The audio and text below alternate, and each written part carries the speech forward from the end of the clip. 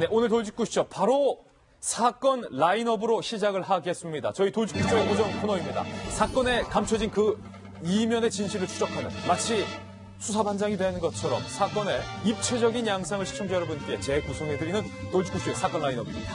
오늘 사건은 어떤 사건들이 라인업에 있는지 돌직구 신문을 통해서 공개합니다.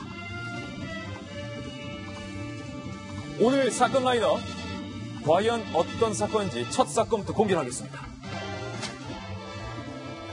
첫 번째 사건은요, 정신 못 차린 사립학교 성추행과 왕따에도 처벌을 하는 척, 위기의식을 느끼는 척, 그런 척만 한다는 기사가 오늘 보도되고 있습니다. 첫 번째 사립학교 사례는요, 얼마 전이었죠. 교사들의 여학생 성희롱 그리고 성추행 파문이 일었던 S여중에서 이 교육청에서 징계를 내렸는데 이 S여중에서 교육청에서 내린 그 징계들에 대해서 모두 다 사실상 거부를 한 것으로 밝혀져서 논란이 일고 있습니다. 카메라 좀 주세요. 과연 교육청에서 징계를 요구한 것에 대해서 S여중이 왜 이 징계를 거부한 것인지 일단은 이 교사들의 성희롱, 성추행 그 사건부터 한번 짚어보도록 하겠습니다. 김병희 박사님. 네. 아니 일단은 그 S여중 도대체 교사들이 어떤 행동과 언행을 벌인 겁니까? 이게 파문이 일어나게 된 거는 작년도 12월 달로 볼 수가 있는 건데요. 이 학교 학생들이 굉장히 좀 영리하고 뭔가 용기를 내서 행동을 시작한 겁니다. 트위터에다가 S여중고 문제를 공론화한다고 얘기를 하기 시작하면서부터 이 사건이 밝혀지게 된 거예요. 학생들이 먼저 터뜨렸다. 그리고 트위터에 터뜨린 거죠. 일부 교사가 학생들을 성추행하고 희롱했다라는 건데 내용들을 보게 되면 기가 찬 내용이 굉장히 많습니다. 어떤 내용들입니까? 일단은 첫 번째로 교사가 학생의 팔뚝에 속살을 만지면서 팔뚝 느낌이 가슴 느낌이랑 비슷하더라 라는 발언들을 하기 시작합니다. 아니 잠시만요. 남자 교사가 여학생의 이 팔뚝을 만지면서 속살을 만지면서 여기잖아요. 팔뚝을 만지면서 이게 가슴을 얘기하는 거겠죠.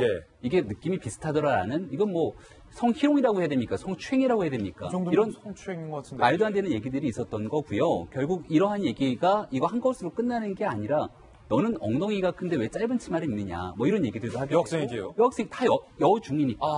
그리고 미술을 전공한 학생에게는 야 너 누드화도 그리니? 라고 얘기를 하기도 하고 이런 일들이 또 어떤 교사는 이건 뭐 입에 담기도 어려운 건데 그러니까 소위 말하는 학생이랑 접촉을 하기 시작하면서 성기를 어깨에 문지른던가 이런 어거지로 학생이 느끼는 감정을 얘기하는 겁니다. 근데 이게 단순하게 그 학생들의 일반적인 증언이 아니고요. 그러고 되게 되니까 결국은 교육청이 이 내용들에 대한 조사를 나가게 되고 교육청이 경찰에 고발까지 하게 됐죠. 그래서 이 서울시 경찰청 같은 경우는 이 내용을 가지고 실제 수사를 들어가서 내용을 확인한 결과 문제가 있구나. 그래서 올해 4월 달에 기소 의견으로 검찰이 송치한 겁니다. 그러니까 교육청이 사건을 조사했는데도 이거 문제 있다라고 결론을 내린 거고 경찰이 봤는데도 야 이거 문제는 심각하다. 그렇죠. 기소는 검찰이 독점하고 있기 때문에 경찰이 검찰에다가 이거는 기소를 해야 될 거라는 의견을 붙여서 송치하게 된 건데 현직 교사가 5명으로 아마 제가 알고 있는데 교사 5명에 대해서 교사, 교장 뭐 이렇게 다 포함되는 사람들을 가지고 이 문제를 제기한 상황으로 보이는 거고요. 근데 오늘자 기사가 이제 문제가 되고 있는 이유는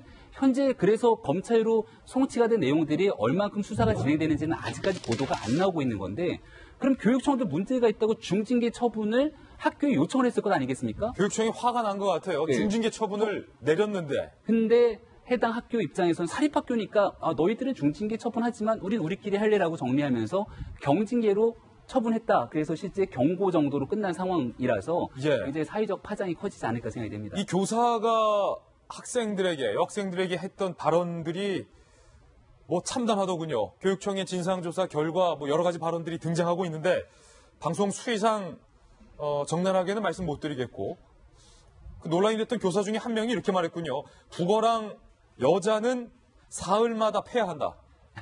뭐 이런 발언들이 나왔다는 게 사실입니까? 더 도가 지나친 발언들이 굉장히 많은데 사실 그 내용을 방송에서 다 말씀드리기가 참 어려워서 학생들이 트위터에서 공론화돼 갖고 나왔던 그 내용들이 있거든요. 이것들을 보게 되면 참담해서 보기 어려운 내용들이 많습니다. 근데 이제 문제는 서울시에 있는 그 굉장히 명문 사립학교라고 가방할 정도의 학교이기 때문에 저도 여러 번 가본 적이 있습니다만은 이 학교를 보내고 있는 학부모님 입장에서는 이런 학교에 말도 안 되는 선생님들이 계시네? 황당하잖아요. 예. 교육청이 문제를 제기해갖고서는 여기에 대해서 당연히 징계 처분이 이루어져야 되는데 거기에 대해서 합당한 징계 처분이 이루어지지 않는다라면은 예. 지금 현재 학교를 다니면서 피해를 볼 학생들의 마음은 어떠할 것이며 앞으로 이 학교를 다니려고 하는 사람들, 그러니까 예. 예비 학부모들 같은 경우에는 어떻게 마음 놓고 학교를 보낼 수 있겠습니까? 그러니까 그런 과정 속에서 이러한 사건들이 발생하고 난 뒤에 학교의 적정한 조치가 굉장히 중요한 건데 현재 이렇게 징계 처분하는 과정들을 보게 됐을 경우에는 학교 차원에서 좀 너무 경미하게 판단한 것이 예. 아닌가 싶고 결과론적으로 공은 검찰에서 보다 면밀하고 엄격하게 이 내용들을 좀 사법적 판단으로 갈 수 있는 조치는 없는지도 파악해야 될 그런 상황인 것 같습니다. 지금 이 사건 특히 여학생 자제를 둔 학부모들 사이에서 매우 공분을 사고 있는 그런 사건인데요. 김재 변호사님. 네. 여학생의 팔뚝을 만지면서 야, 이 느낌 있고 가슴을 만지는 것 같다. 이거 성추행입니까 아닙니까? 당연히 성추행이죠. 그러면 신체 부위를 예. 만지면 그 부위가 어느 부위는 상관없고요.